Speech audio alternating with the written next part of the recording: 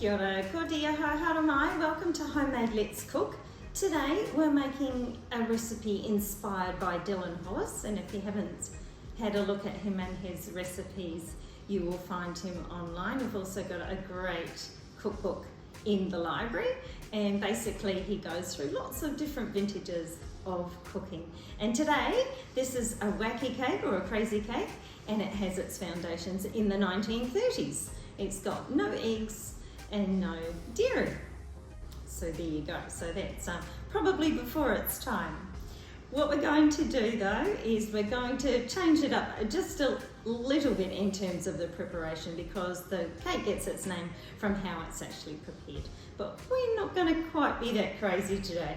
Starting with 1.5 cups of self-raising flour, and into that I'm putting 3/4 of a cup of sugar, 1/3 of a cup of cocoa, and we're just going to combine them together and just whisking those together.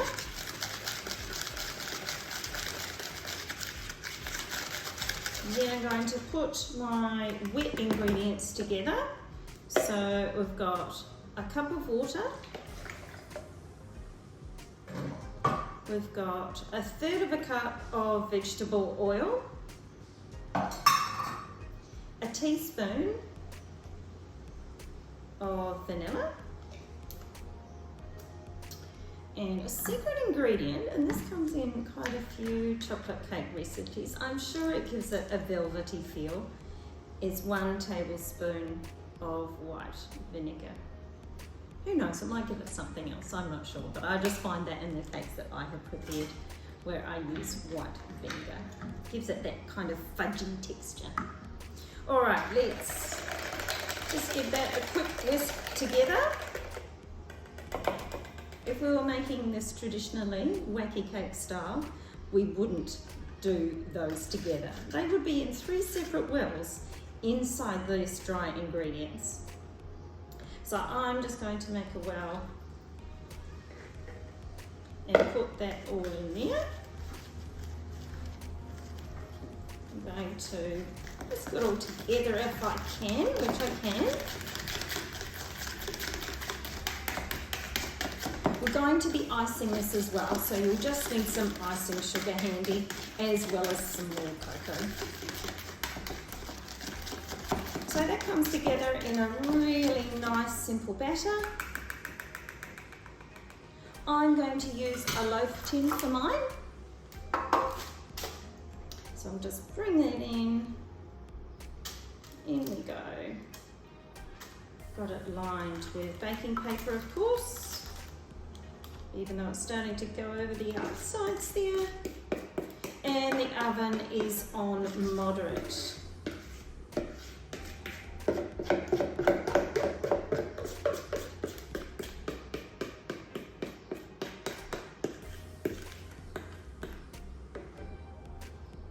Our cooking time is at least probably going to be about half an hour, but I'm going to keep an eye on it a lot earlier than that. We'll see how we go. I'll see you after it comes out. So here we are out of the oven. I'm going to leave it to cool in the pan for about 10 minutes. Then I'm going to lift it out onto a wire rack. And in the meantime, I have to start thinking about that icing. So while we're waiting for our cake to cool down, let's make the icing. We've got a cup of icing sugar. We'll need some more cocoa, between 1 and 2 tablespoons in there. And given that our cake is already dairy free, let's not add any butter or margarine, but instead let's just use some water. And you can make the icing as thick or as runny, so you could make it like a glaze as you want to. And of course, sometimes when you make it in advance and it does cool down and starts to set, you can just rectify that when you go to ice it by just adding a little bit more water.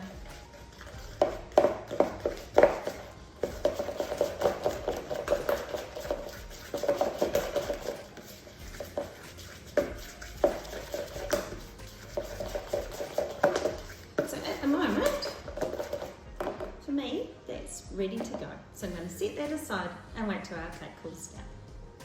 So all we have left to do now is to ice our little block cake. Icing is ready to go. I've got a knife, but I might just let it do its own thing and make it look perhaps as rustic as it might have turned out in the 1930s.